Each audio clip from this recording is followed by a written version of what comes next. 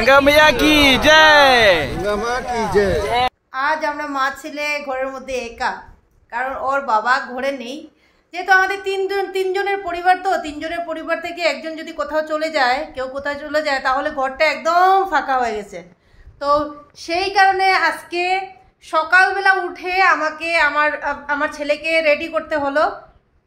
তোমরা তো জানোই, তোমাদের দাদা ঘরে থাকলে ওকে রেডি করিয়ে দেয়, আর আমি এদিকে ভাত বসাই। তো আজকে আমাকে ভাতও বসাতে হলো, ওর টিফিনও রেডি করতে হলো, ওকে রেডি করতে হলো। তো অনেক কাজ করেছি সকাল দিয়ে, মানে উড়ুস্তুল কারবার। আমি সকালবেলা ওকে স্কুলে পাঠিয়ে একটু ঘুমাতাম, কিন্তু এখন আর সেই সুযোগটা নেই। আবার ঘরে এসে আবার রান্না করতে হবে। তো এখন ওকে রেডি করিয়ে নিয়েছি, এবার যাব স্কুলে ওকে নিয়ে।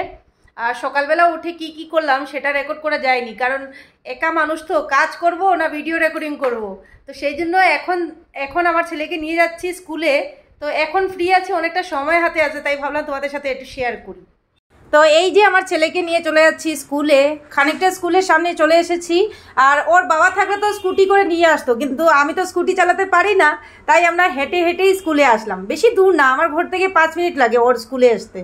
তো ছেলেকে স্কুলে দিয়ে রাস্তা দিকে লক্ষ্য করলাম যে অনেক সুন্দর সুন্দর ফুল ফুটেছে, যেহেতু বসন্তের ফুল, খুবই সুন্দর লাগছে দেখতে।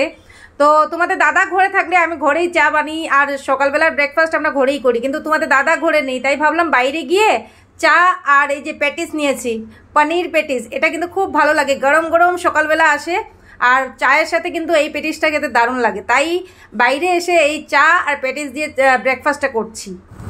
এই যে ছেলেকে স্কুলে দিয়ে চাটা খেয়ে এখন দেখো সবজি নিয়ে যাচ্ছি।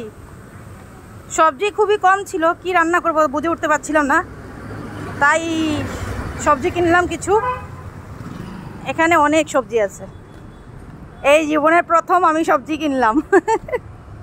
তো বাজার থেকে অনেকগুলো সবজি নিয়ে এসেছি, যেহেতু জীবনের প্রথম এই সবজি বাজার করলাম আমি, কারণ আমার দ্বারা সবজি বাজার করা হয় না। ওর আমার স্বামী সবজি বাজার করে থাকে, কিন্তু আজকে প্রথমবার সবজি কিনলাম। যেহেতু আজকে নিরামিষ সবজি করব, কারণ আজকে আমার শ্বশুরমশাইয়ের যে অস্থি বিসর্জন হয়েছে, তো সেই কারণে আজকে ঘরে নিরামিষ রান্না করছি। নিরামিষ রান্না করে আরও কত কিছু করতে হবে। তো বন্ধুরা, তোমাদেরকে এখনো জানানো হয় নাই যে তোমাদের দাদা কোথায় গিয়েছে, মানে আমার হাজব্যান্ড কোথায় গিয়েছে হঠাৎ করে।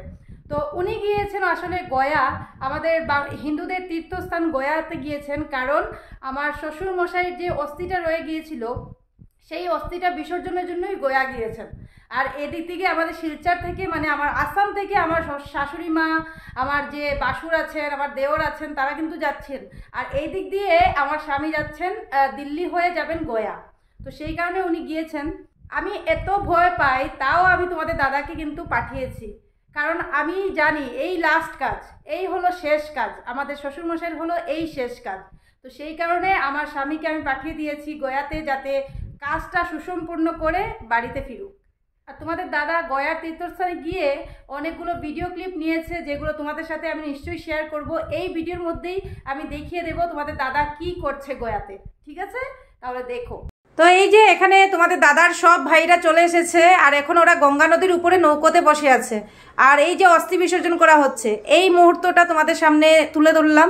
আর এদিকে দেখো তোমাদের দাদা আর দাদার ভাইরা, দেখতে পাচ্ছ সবার কিন্তু চুলধারি কাটা হয়েছে, কারণ এটা অস্থি বিসর্জনের কাজ, তো তাই সবাইকে একদম ফ্রেশ হয়ে চুলধারি কেটে তারপরে এই কাজটা করতে হয়। मैया की जय, गंगा माँ की जय, जय गंगा माँ की जय, गंगा माँ की जय, गंगा माँ। আসবে তো, পাপাকে তুমি বলেছো না ডাইনোসর আনার জন্য, তোমার জন্য ডাইনোসর আনবে। ওয়াও, হ্যাপি দেখো, হ্যাপি হ্যাপি হ্যাপি হয়ে গেছে, হ্যাপি হয়ে গেছে, হ্যাপি হয়ে গেছে, কতটা হ্যাপি, কতটা হ্যাপি। আচ্ছা, পাপা না আসলে কি হবে বলো? হবে, পাপা না আসলে হবে। শুধু টয়স লাগে না, দেখছো দেখছো বন্ধুরা, ওর পাপা না আসলেই হবে, কিন্তু ওর ডাইনোসর বলেছে ওর পাপাকে। ডাইনোসরটা যদি পাঠিয়ে দেয় তাহলে পাপা না হলেও হবে।